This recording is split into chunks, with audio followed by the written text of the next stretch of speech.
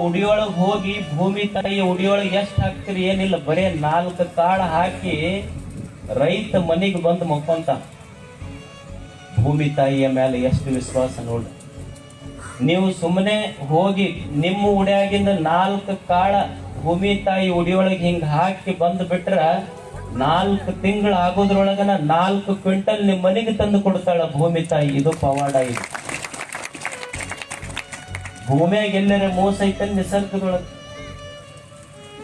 ನೀವು ಬೇವಿನ ಗಿಡ ಮಾವಿನ ಗಿಡ ಹಚ್ಚಿ ಬೇವಿನ ಗಿಡದ ಫಲ ಕೊಡುವಂದ್ರೆ ಏನ್ರ ನಿಸರ್ಗದಾಗ ಐತೆ?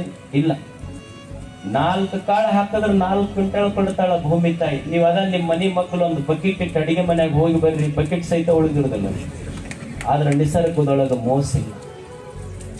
ನಿಸರ್ಗದೊಳಗೆ ನೀವು ಏನ ಹಾಕ್ರಿ ಒಳ್ಳೆಯ ಪ್ರತಿಫಲ ಸಿಗ್ತದೆ. ಆದ್ರೆ ಮನುಷ್ಯನಲ್ಲಿ ಹಾಗಿರುವುದಿಲ್ಲ. ನಿಮ್ಮ ಆಕಳಿದೆ, ಆಕಳು ಏನ್ ತಿಂತೈತಿ?